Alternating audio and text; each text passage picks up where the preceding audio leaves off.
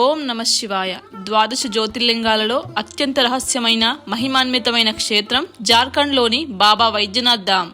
రావణాసురుడు లంకకు తీసుకెళ్లాలనుకున్న పరమశివుని ఆత్మలింగం ఇక్కడ ఎలా ప్రతిష్ఠించబడింది, అసలు ఈ జ్యోతిర్లింగానికి వైద్యనాథుడు అనే పేరు ఎలా వచ్చింది, సర్వరోగాలను నయం చేసే ఈ విశిష్టత ఏంటి, ఈ రోజు మనం ఈ వీడియోలో వైద్యనాథ్ జ్యోతిర్లింగం వెనుక ఉన్న ఆసక్తికర పురాణ గాథను మరియు ఈ ఆలయానికి సంబంధించిన కొన్ని నమ్మలేని నిజాలను తెలుసుకుందాం. Hi hello, welcome back to our channel. నేను మీ లాస్యా. ఈ వీడియోలో మనం ద్వాదశ జ్యోతిర్లింగాలలో ఒకటైన వైద్యనాథ్ జ్యోతిర్లింగం గురించి అన్ని డీటెయిల్స్ తెలుసుకుందాం.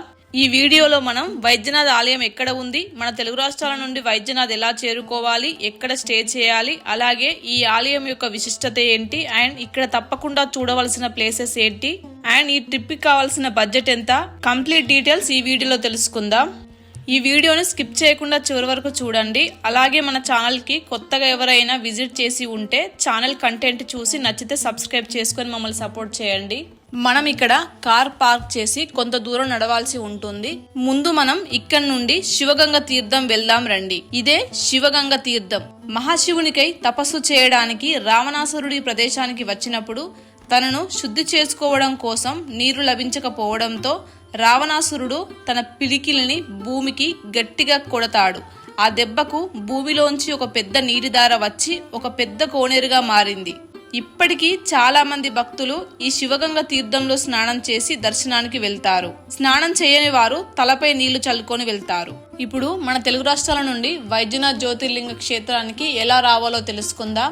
ముందుగా వైద్యనాథ్ ఎలా చేరుకోవాలో చూద్దాం. వైద్యనాథ్ని ఇక్కడ ఉండే లోకల్స్ బాబా వైద్యనాథ్ ధామ్ అని పిలుస్తారు. ఈ వైద్యనాథ్ జ్యోతిర్లింగం జార్ఖండ్ లోని దేవ్ఘర్ అనే ప్లేస్ లో ఉంది. ఇదే ఈ ప్లేస్ ని ఇంగ్లీష్ లో డియోఘర్ అని పిలుస్తారు. ఈ డియోఘర్ కి రైల్వే స్టేషన్ లేదు. సో దేవ్ఘర్ కి 6 కిలోమీటర్స్ దూరంలో జయసిద్ధ్ అనే రైల్వే స్టేషన్ ఉంది. ఈ స్టేషన్ నుండి టెంపుల్ కి ఆటోస్ దొరుకుతాయి. అలాగే ఇక్కడ ఎయిర్పోర్ట్ కూడా ఉంది. బట్ ఈ ఎయిర్పోర్ట్ కి మన ఆంధ్ర తెలంగాణ నుండి డైరెక్ట్ ఫ్లైట్స్ అయితే లేవు. కనెక్టింగ్ ఫ్లైట్స్ అయితే దొరుకుతాయి. మేమైతే కాశీ ట్రిప్ లో భాగంగా ఈ వైద్యనాథ్ ఆలయాన్ని దర్శించుకున్నాము. మేము గయా నుండి ఇక్కడికి వచ్చాము. గయా నుండి ఈ ఆలయం 220 కిలోమీటర్స్ దూరంలో ఉంటుంది. ఈ ఆలయంలో కొన్ని ప్రత్యేకతలున్నాయి. అవి మిగతా శివాలయాల్లో ఎక్కడా కనిపించవు. మొదటిది పంచశూలం. సాధారణంగా శివాలయాలపై త్రిశూలం ఉంటుంది, కానీ ఇక్కడ మాత్రం 5 పళ్ళతో కూడిన పంచశూలం ఉంటుంది. ఇది ఈ ఆలయానికి రక్షణ కవచం లాంటిదని చెబుతారు. రెండవది శివశక్తి ఐక్యత. ఇక్కడ జ్యోతిర్లింగంతో పాటు సతీదేవి హృదయం పడిన శక్తిపీఠం కూడా ఇక్కడే ఉంది. శివుని ఆలయానికి పార్వతీదేవి ఆలయానికి మధ్య ఒక ఎర్రటి పట్టుదారంతో ముడివేస్తారు. దీనిని గట్ బంధనని అంటారు. ఇలా చేయడం ద్వారా దాంపత్య జీవితం సుఖంగా ఉంటుందని నమ్ముతారు. మూడవది శ్రావణ మాసంలో జరిగే కాన్వార్ యాత్ర. ప్రతి సంవత్సరం శ్రావణ మాసంలో ఇక్కడ జరిగే కాన్వార్ యాత్ర ఆసియాలోనే అతిపెద్ద ఆధ్యాత్మిక యాత్రలలో ఒకటి. భక్తులు దాదాపు 105 కిలోమీటర్ల దూరంలో ఉన్న సుల్తాన్గంజ్ లోని గంగా నది నుండి పవిత్ర జలాలను కావడిలో తీసుకొని కాలినడకన వచ్చి ఇక్కడ బాబా వైద్యనాథునికి అభిషేకం చేస్తారు.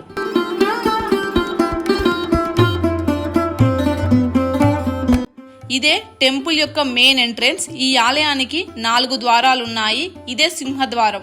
ఇలా మనం లోపలికి రాగానే ఒక బావి కనిపిస్తుంది. ఇందులోని వాటర్ ను చిన్న చిన్న డబ్బాలలో పోసి అమ్ముతారు. ఈ నీటిని స్వామికి అభిషేకం చేయడానికి వాడుతారు. మనమే డైరెక్ట్ గా ఈ నీటితో అభిషేకం చేయవచ్చు. మీకు ఇంట్రెస్ట్ ఉంటే తీసుకోండి. ఈ ఆలయంలో 2 రకాల దర్శనాలున్నాయి. ఒకటి 300 రూపీస్ దర్శనం, రెండవది ఫ్రీ దర్శనం.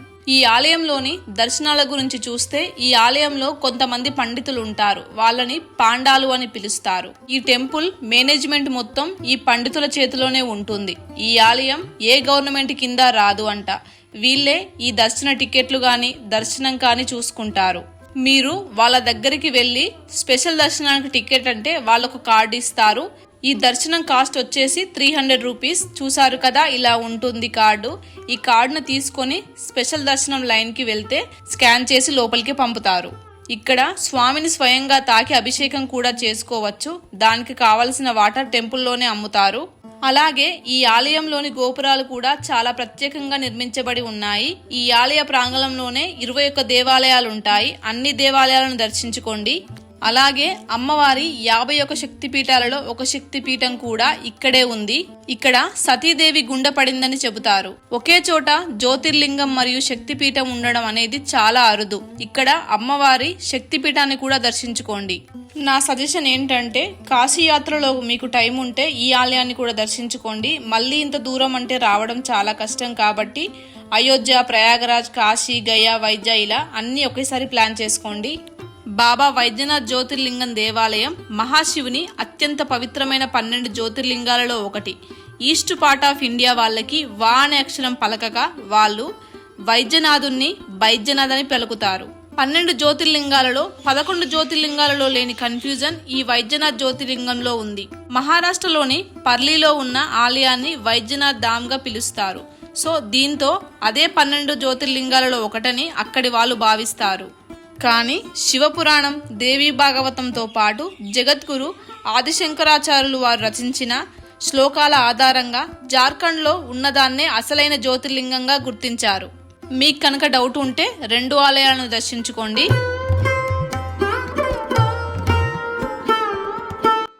ఇప్పుడు మనం ఇక్కడి స్థల పురాణం గురించి తెలుసుకుందాం. శివుడి భక్తుడైన రావణాసురుడు తన తల్లి కోరిక మేరకు శివుని ఆత్మలింగం తీసుకొని వస్తానని చెప్పి కైలాసం వెళ్తాడు. అలా రావణుడు భక్తి శ్రద్ధలతో శివుణ్ణి ఆరాధించడం మొదలు పెడతాడు. ఆ సమయంలో నారదముని విష్ణు దగ్గరికి వెళ్లి రావణుడి మనసు మార్చమని ప్రార్థిస్తాడు. రావణుడి భక్తికి మెచ్చిన శివుడు ఏం వరం కావాలి అని కోరుకోమంటాడు. విష్ణు మాయ చేత రావణుడు ఆత్మలింగానికి బదులుగా పార్వతిని కోరుకుంటాడు. దీంతో సరే అని పరమశివుడు అంగీకరించి పార్వతీదేవిని ఇచ్చి పంపిస్తాడు. అలా పార్వతీదేవితో లంకకు పయనమైన రావణాసురుడితో నారదముని రావణుడితో పరమశివుడు నీకు నిజమైన పార్వతీదేవిని ఇవ్వలేదని, మహాకాళిని పంపించాడని, అసలు పార్వతీదేవి పాతాళంలో ఉందని చెప్పగా పార్వతీదేవి మహాకాళి రూపంలో రావణాసురుడికి కనిపిస్తుంది. అలా రావణాసురుడు అసలు పార్వతీదేవి కోసం పాతాళంలో వెతకగా అక్కడున్న మండోదరిని పార్వతీదేవిగా భావించి వివాహం చేసుకుని లంకకు తీసుకుని వెళ్తాడు.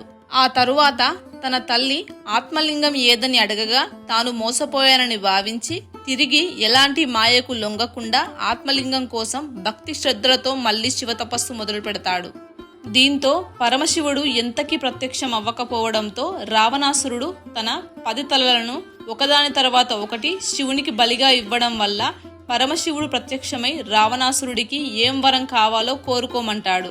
అప్పుడు రావణాసురుడు తనకు ఆత్మలింగం కావాలని కోరుకుంటాడు. అయితే రావణుడికి ఒక షరతు పెడతాడు. లంకకు వెళ్లే దారిలో ఈ లింగాన్ని ఎక్కడైనా భూమిపై పెడితే అది అక్కడే స్థిరపడిపోతుంది, దాన్ని ఎవ్వరూ కదల్చలేరని చెబుతాడు.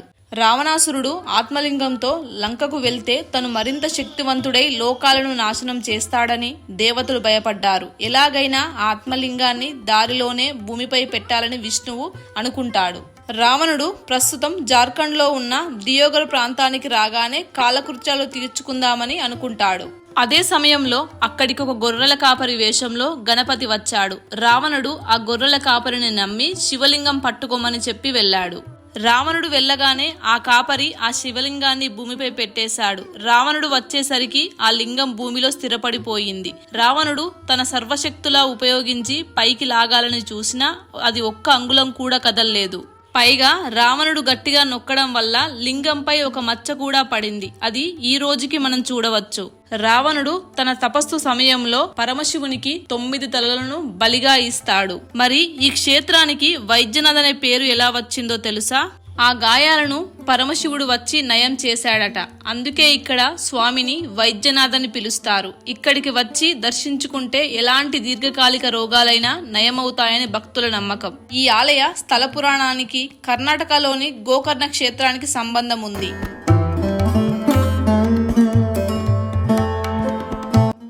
మీరు దర్శనానికి వెళ్లే ముందు ఒకసారి చెక్ చేసుకోండి. ఫ్రీ దర్శనానికి ఎక్కువ మంది ఉన్నారా లేకపోతే స్పెషల్ దర్శనానికి ఎక్కువ మంది ఉన్నారో ఒకసారి చూడండి. మేము 300 పెట్టి స్పెషల్ దర్శనానికి వెళ్ళాము. మాకు స్పెషల్ దర్శనానికి 7 hours టైం పట్టింది. ఫ్రీ దర్శనానికి వచ్చిన వాళ్ళకి 1/2 hour లో దర్శనం అయిపోయింది. సో అందుకే మీరు దర్శనానికి వెళ్లే ముందు ఒకసారి చెక్ చేయండి. ఈ ఆలయంలో పరమశివుడు ఈ రూపంలో దర్శనమిస్తాడు, దర్శించుకోండి.